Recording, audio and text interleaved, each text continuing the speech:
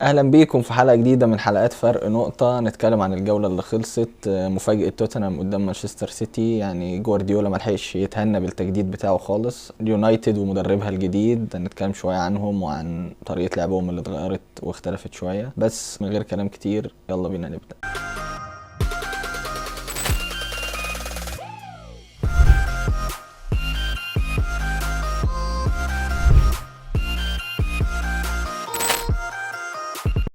اول ماتش معانا تشيلسي وليستر سيتي. تشيلسي طريقه لعبهم بتخليهم يستحوذوا اكتر على الكوره، بيبقى فيه كذا اوبشن للباس حتى لما الكوره بتتقطع منهم. ده بيساعدهم ان هم يضغطوا، كذا لعيب بيضغط على الكوره بحيث ان هم يستردوا الكوره بسرعه وما يتاخروش في ان هم يرجعوا الاستحواذ بتاعهم. في المقابل بنشوف مدافعين ليستر سيتي اللي ضعاف شويه فنيا. نيكولاس جاكسون يغلط فايز في كوره ويرقص اوكولي ويحط جون حلو. الصراحه غريبه من ان نيكولاس جاكسون يعملها دي، بس تمام. يعني بنشوف وتشيلسي معاه الكوره تحس ان هم نيكولويل هو اخر واحد في الملعب خالص، قدام سانشيز على طول. قدامه بيبقى فوفانا وكايسيدو بيسقط جنبه، وبدياشيل بيبقى على شمالهم، بحيث ان كايسيدو بيبقى بين فوفانا وبدياشيل.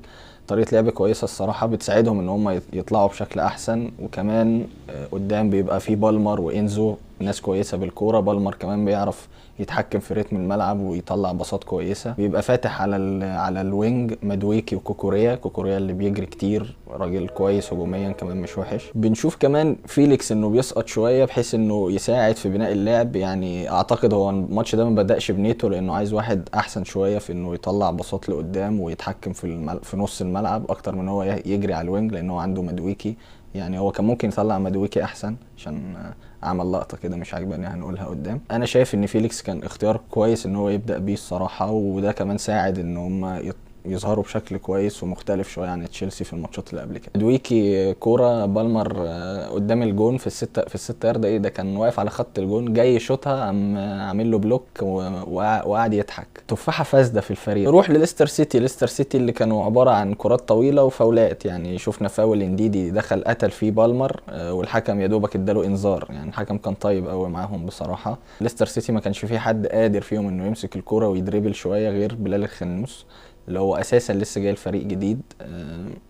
غريبه شويه ان فريق زي ليستر عنده وينجات كويسه وكمان في جيمي فاردي ما يبقاش قادر انه يتحكم بالكوره ولا قادر يعمل اي هجمه. شفنا الجماهير في الماتش، يا دوبك ليستر عملت 3 باصات قاموا يسقفوا لهم، فده بيعكس صوره الفرقه في الملعب. بنشوف برضو في نفس الوقت سوماري بيخش برضو فينش كده على جواو فيليكس والحكم برضو بيديله انذار. فالحكم كان طيب قوي في ماتش زي ده الصراحه. هو تقريبا حس ان تشيلسي كده كده يعني الماتش بالنسبه لها سهل، فقال لك بلاش اجي على ليستر. برضو الماتش كان ممكن يخلص سكور عادي. في النهايه تشيلسي ماشيه بخطى ثابته في البريمير ليج. لعبوا كذا ماتش كويس وكمان بيتحسنوا كل ماتش عن ماتش. يعني حتى نيكولاس جاكسون بقى يظهر بشكل كويس ودي كانت مفاجاه بالنسبه لي. عمل ماتش حلو جدا. شوف هل يقدروا يحافظوا على الريتم ده.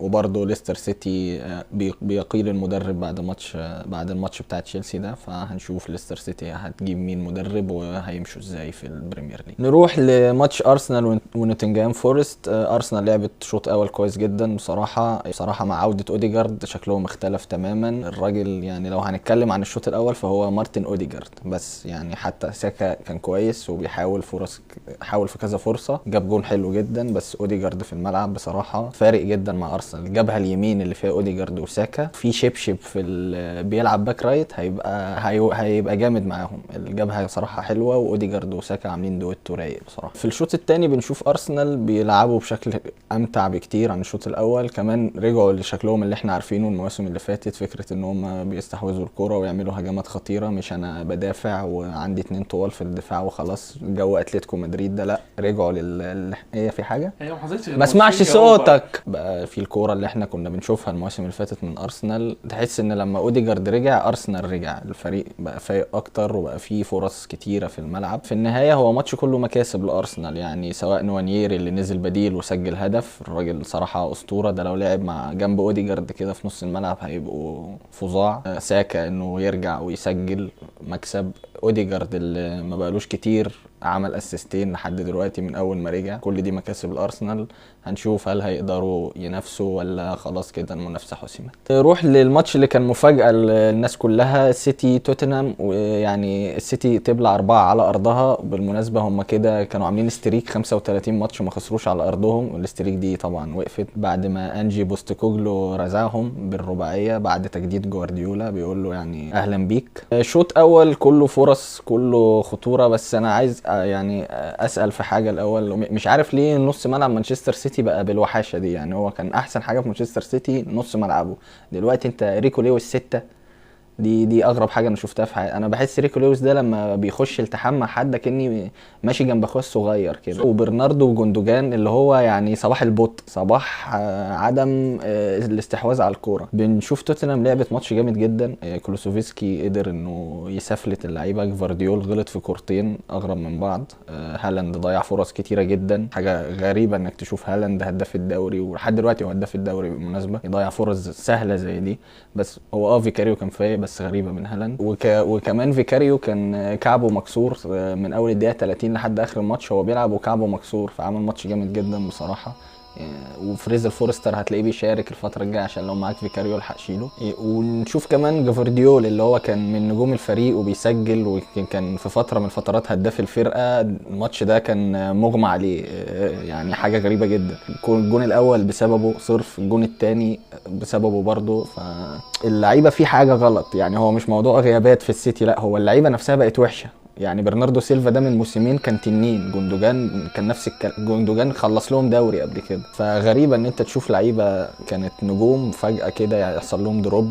يعني اعتقد هم هيرجعوا تاني وهيفوقوا، بس خلينا نركز مع اللي فايق دلوقتي. سافيو بجد ما شاء الله، يعني حاجه كده جوهره في السيتي. هو جوهره وسط قرف، بيرقص اي حد بيعدي.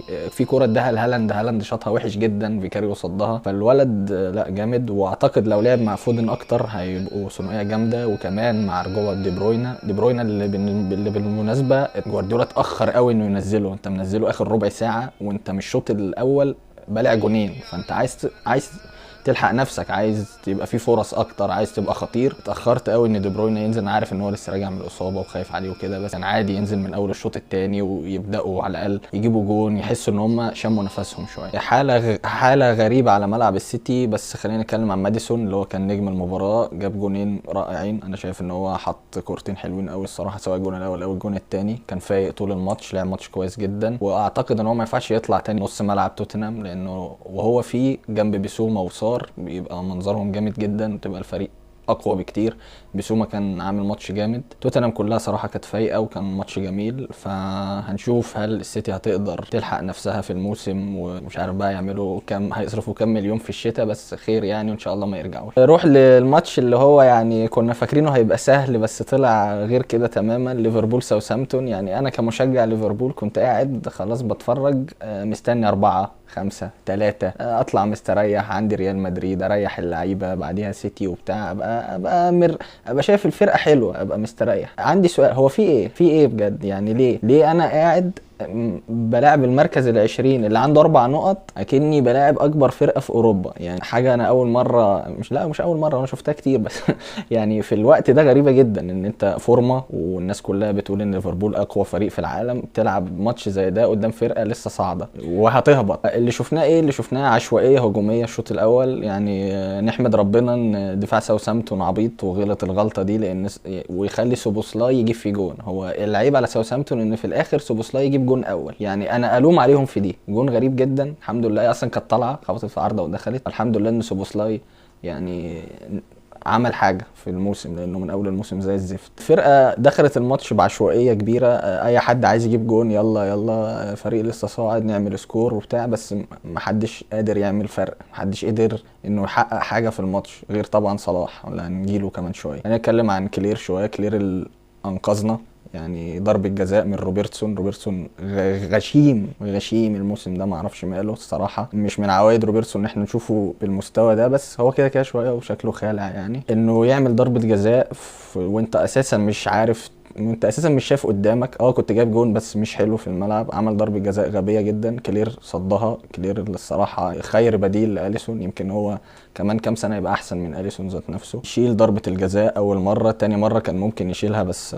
يعني ما خدمتهوش. ارمسترونج بيسجل الجون. الشوط التاني بيبدأ على طول ساوثهامبتون هجمة مرتدة، هوب الجون التاني. دفاعك كان غايب تماما عن التغطية، بس مش مشكلة. بعد بقى ما الجون التاني بيخش ايه اللي بيحصل؟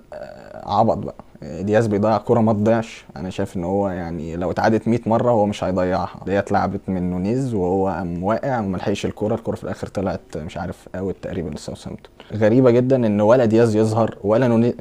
انا بقى مش عارف نونيز ده ماله من ساعة ما جه بيتأقلم مع الفريق. يعني خلى جماهير ساوثهامبتون تنده وتقول له انت النسخة الوحشة من اندي كارول. مش يا ابني حرام عليك، ده انت جايب ب 100 مليون ولا ب 80 مليون، ما شفناش منك حاجة لحد دلوقتي. مفيش حد حاسم خالص في الفريق.